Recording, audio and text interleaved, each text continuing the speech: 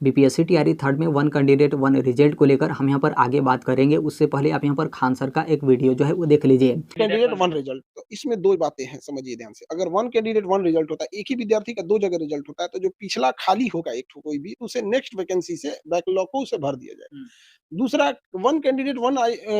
Result पे आयोग का कहना है कि अगर कोई कैंडिडेट को इस आधार पर रोका जाएगा तो वो हाई कोर्ट चला जाएगा, और हाई कोर्ट जाने के बाद उसे कैंसिल करा देगा। तो ये आयोग का टेक्निकल चीजों का कहना है। मतलब 2-3 चीजें सरकार के अनुसार चलेंगी और वेरिफिकेशन प्रोसेस में सुधार हो जाएगा। और ये वन कैंडिडेट वन रिजल्ट पे आयोग का कहना है कि अगर हम लोग ये लागू करते हैं, तो अगर किसी को 11th-12th में है और उसे हम लोग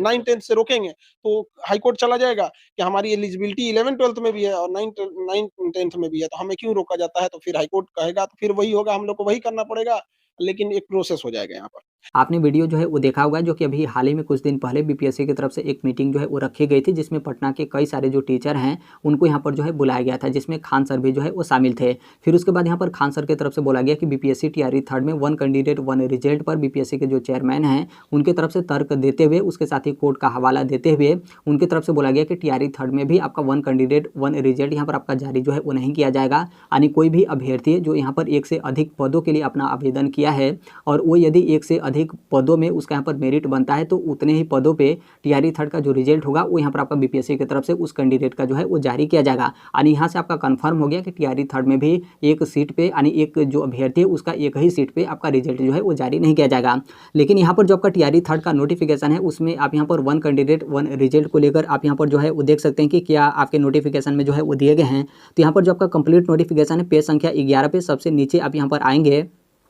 तो इसके बारे में डिटेल में यहाँ पर आपका जो है वो दिया गया, जहाँ पर आप यहाँ पर अधिमानता जो है वो देख सकते हैं। अधिमानता वाले में पहले वाले बिंदु पर देखेंगे जहाँ पर आपका दिया गया प्रकाशित विज्ञापन, यानी जो आपका विज्ञापन बीपीएससी की तरफ से जारी किया गया है, तो इसके आलोक में एक से अधिक अध्यापक पदों के लिए आवेदन देने की स्थिति में अपने यहाँ पर निर्धारित जो भी शैक्षणिक योग्यता और यहाँ पर जो आपका उम्र है उसके अनुरूप ही यहाँ पर जो आपके संवर्ग होंगे उसके यहाँ पर प्राथमिकता अंकित करते हुए एक ही ऑनलाइन यहाँ पर आवेदन जो है वो यहाँ पर आपका समर्पित जो है वो करना है। और यहाँ पर कोई भी कैंडिडेट है जिसकी यहाँ पर जो भी शैक्षणिक योग्यता उम्र वगैरह है, यानी हर एक चीज़ यहाँ पर कंप्लीट है, यानी कि कहने का मतलब यह है कि वो यहाँ पर एक से अधिक पदों पे आवेदन करने के लिए वो यहाँ पर एलिजिबल है, तो यहाँ पर बिल्कुल अपना आवेदन जो है वो कर सकता है। लेकिन उसको यहाँ पर प्राथमिकता जो है वो देना होगा और प्राथमिकता देते हुए उसको यहाँ पर एक ही ऑनलाइन आवेदन जो है वो समर्पित करना है। जो कि आपने देखा था कि भले ही आपके यहाँ पर क्वालिफिकेशन है, आप यहाँ पर 2 से 3 वर्ग में आप यहाँ पर आवेदन कर रहे हैं, लेकिन आप लोग का जो रजिस्ट्रेशन नंबर था वो यहाँ पर एक ही था। तो यहाँ पर आपके माध्यम से इस तरीके से आपका आवेदन हो गया, एक से अधिक पदों के लिए आपने आवेदन दे दिया और यहाँ पर आपने प्राथमिकता भी जो है वो दिया। अब यहाँ पर दूसरे वाले पॉइंट में जो है वो देख सकते हैं, जहाँ पर आपका दिया गया कि यहाँ पर जो भी विद्यालय अध्यापक के लिए दी गई अधिमानता, यानी जो आपके माध्यम से अधिमानता यहाँ पर आपका दिया गया था एवं जो आपकी रिक्ति की उपलब्धता है उसके आधार पर उन्हें एक ही पद यहाँ पर जो है आवंटित किया जाएगा। यानी आप यहाँ पर एक से अधिक पदों के लिए आप यहाँ पर आवेदन तो कर दिए और उसके साथ ही आप यहाँ पर प्राथमिकता भी जो है वो दिए, और प्राथमिकता के हिसाब से जिसमें भी आपका यहाँ पर मेरिट बनता है, यानी जो आपके मार्क्स हैं, यानी जो आपका मेगा है वो यहाँ पर आपका आता है, तो यहाँ पर क्या होगा कि ऐसे कंडीशन में एक ही पद यहाँ पर सिर्फ आपको जो है आवंटित किए जाएंगे, एक से अधिक पद यहाँ पर आपका आवंटित जो है नहीं किया जाएगा। और आगे उसी को लेकर बोला गया कि सिर्फ आपको यहाँ पर एक पद जो है आवंटित किए जाएंगे और शेष जो आपका पद होगा, यानी जो आपका शेष वर्ग है उसमें भले ही आप यहाँ पर मेरिट में आते हैं, लेकिन उस पर आपका किसी भी तरीके का जो आपका विचार होगा वो यहाँ पर आपका जो है वो नहीं किया जाएगा, और जिस पर अभ्यर्थी का कोई यहाँ पर आपत्ति नहीं होगा। और इस आशय के साथ यहाँ पर जो आपके डिक्लेरेशन यानी जो आपका घोषणा है वो यहाँ पर देते हुए अभ्यर्थी, यानी आप यहाँ पर ऑनलाइन जो आवेदन होगा वो यहाँ पर आपके माध्यम से जो है वो समर्पित किया जाएगा। यानी यहाँ पर कहने का मतलब है कि जैसे आप यहाँ पर एक से अधिक वर्ग के लिए आप यहाँ पर फॉर्म सबमिट किए, नॉर्मल सी बात है, कोई भी यहाँ पर अपना प्राथमिकता देगा तो सबसे ऊपर देगा, यानी आप यहाँ पर मान लीजिए सभी वर्ग में आप यहाँ पर एलिजिबल हैं तो सबसे पहले आप यहाँ पर पीजीटी के लिए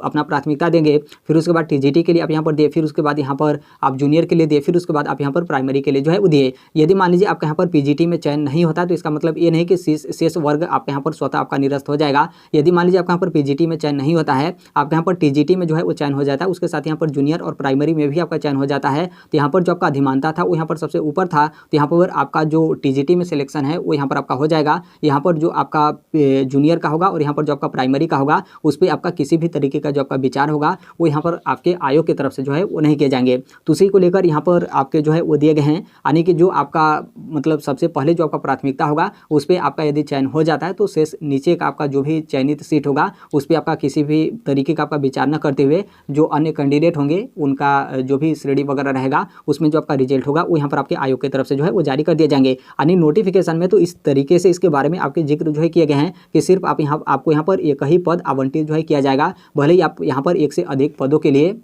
आप यहाँ पर आवेदन जो है वो दिए हैं। लेकिन यहाँ पर बीपीएससी का कहना है कि मतलब ऐसा आपका मामला गड़बड़ हो जाएगा, यहाँ पर जो अभ्यर्थी हैं वो यहाँ पर कोर्ट में जो है वो चले जाएंगे और फिर ये जो आपका रिजल्ट होगा वो यहाँ पर आपका निरस्त जो है वो यहाँ पर आपका जो है वो कर दिया जाएगा। देखिए बीपीएससी के जो चेयरमैन है उनका यहाँ पर तर्क सही है, नॉर्मल सी बात है। यहाँ पर जो कैंडिडेट हैं उनका भी कहना है कि हम यहाँ पर इस तरीके से जो है वो चयनित हैं। जैसे चयनित का मतलब ये है कि जैसे मान लीजिए आपका यहाँ पर पीजीटी में भी जो है वो चयन हुआ, पीजीटी में यहाँ पर कहाँ पर चयन हुआ, मान लीजिए 2-3 जिला बाद, मतलब जैसे भी जो भी आपका गृह जिला है उससे 3-4 जिला बाद मतलब बाद आप लोग के यहाँ पर चयन हुआ। लेकिन टीजीटी में यहाँ पर क्या हुआ कि आपको यहाँ पर गृह जिला आपको यहाँ पर आवंटित हो गया। तो यहाँ पर मैक्सिमम जो कैंडिडेट हैं वो यहाँ पर चाहते हैं कि हम यहाँ पर पीजीटी में ज्वाइनिंग ना करके हम यहाँ पर टीजीटी में ही जो है वो हम यहाँ पर ज्वाइनिंग करेंगे। एक तो आपका इस तरीके से प्राथमिकता हो गया। इसके अलावा बहुत सारे ऐसे भी कैंडिडेट हैं कि जैसे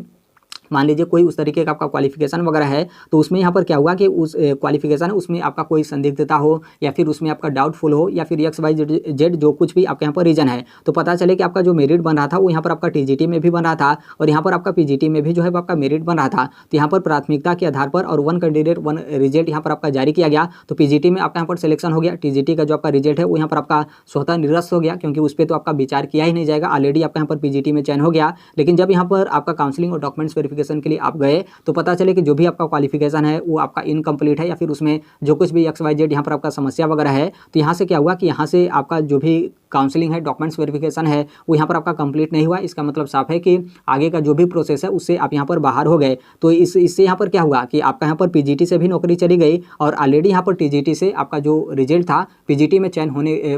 होने के कारण टीजीटी का जो आपका रिजल्ट था स्वतः यहाँ पर आपके समाप्त जो है वो कर दिए गए थे। तो इस तरीके से जो आपका मामला है वो भी यहाँ पर आपका जो है फंस सकता है। यानी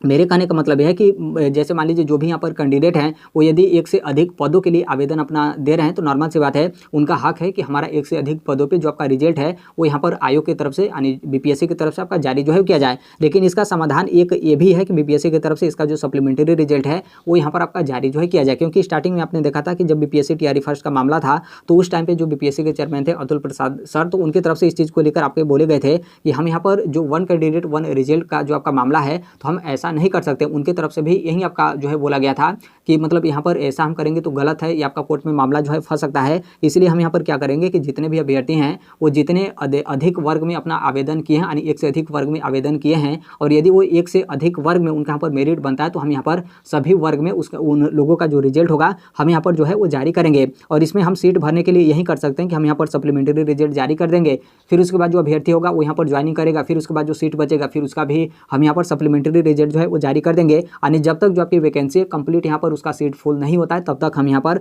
जो सप्लीमेंट्री रिजल्ट होगा वो हम यहाँ पर जो है वो जारी कर देंगे। लेकिन उस टाइम पे आपने देखा था कि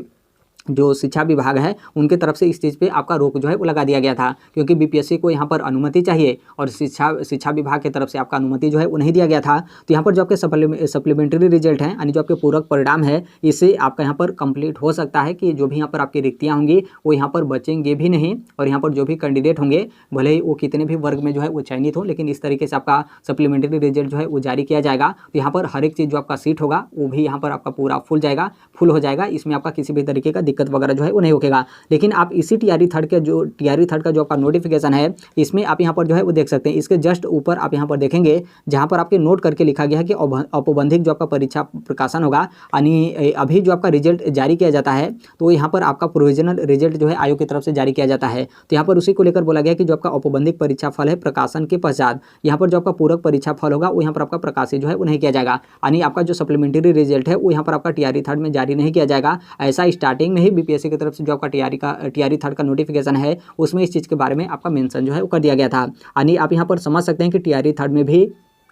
आपका काफ़ी ज़्यादा जो आपका सीट है वो यहाँ पर आपका बर्बाद जो है होने वाला है, क्योंकि यहाँ पर जो भी कैंडिडेट होंगे उनका यहाँ पर 2 से 3 वर्ग में चयन होगा। तो नॉर्मल सी बात है वो यहाँ पर एक ही जगह अपना कार्यभार वगैरह जो है वो लेंगे। तो इस तरीके से जो आपका सीट होगा वो यहाँ पर आपका बचेगा। इसके अलावा भी बहुत सारे कैंडिडेट होते हैं जो ज्वाइनिंग वगैरह नहीं करते हैं, नौकरी वगैरह छोड़ देते हैं। इसके अलावा बहुत सारे ऐसे भी कैंडिडेट होते हैं जिनका डॉक्यूमेंट्स वगैरह में आपका दिक्कत होता है, समस्या वगैरह होता है, उनके यहाँ पर काउंसलिंग वगैरह कंप्लीट यहाँ पर नहीं होता है। तो फिर इस तरीके से भी जो आपकी रिक्तियाँ हैं वो यहाँ पर आपके जो है बच जाती हैं। तो इसका जो आपका बेस्ट समाधान है वो यहाँ पर आपका सप्लीमेंट्री रिजल्ट है, या फिर जितनी आपकी वैकेंसियां हैं उससे अधिक जो आपका रिजल्ट है वो यहाँ पर बीपीएससी की तरफ से जारी कर दिया जाए। और फिर उसमें यहाँ पर क्या होगा कि डॉक्यूमेंट्स वेरिफिकेशन करा लिए जाएंगे। तो डॉक्यूमेंट्स वेरिफिकेशन के दौरान यहाँ पर कंफर्म हो जाएगा कि कोई भी यहाँ पर जो अभ्यर्थी है वो कहाँ पर किस वर्ग में जो है वो चयनित होना चाहता है। तो ऐसे भी क्या होगा कि जो आपका सीट होगा वो यहाँ पर जितनी रिक्तियाँ रहेंगी वो यहाँ पर आपका कंप्लीट फुल जो है हो जाएगा। लेकिन लगता नहीं कि आयोग मतलब इतना करेगा, क्योंकि वो यहाँ पर 1 कैंडिडेट 1 रिजल्ट पे भी मना कर दिया, और नोटिफिकेशन में तो ऑलरेडी आपका जो है वो दिया गया कि हम यहाँ पर सप्लीमेंट्री रिजल्ट जो है वो जारी नहीं करेंगे। तो अब यहाँ पर देखिए आगे यहाँ पर क्या होता है। एक चीज़ यहाँ पर ये भी है कि टीआरई 3rd का जो रिजल्ट है उससे पहले जो आपके डॉक्यूमेंट्स वेरिफिकेशन है वो यहाँ पर जो है वो किए जाएंगे, उसके बाद ही आपका टीआरई 3rd का रिजल्ट जो है वो जारी किया जाएगा। तो अभी के लिए मात्र इतना ही अपडेट है। बाकी इसके संदर्भ में जैसे भी अन्य अपडेट या फिर इन्फॉर्मेशन आते हैं आप सभी लोग को पता होगा कि हम इस platform right to education India जो शेयर कर देते हैं। और अभी तक इस चैनल को आप सब्सक्राइब नहीं किए होंगे तो सब्सक्राइब करते बेल आइकन को जो है प्रेस कर लीजिएगा। मिलते हैं नेक्स्ट वीडियो में, तब तक के लिए thank you, bye bye, take care, all the best, thank you for listening, God bless all, thank you.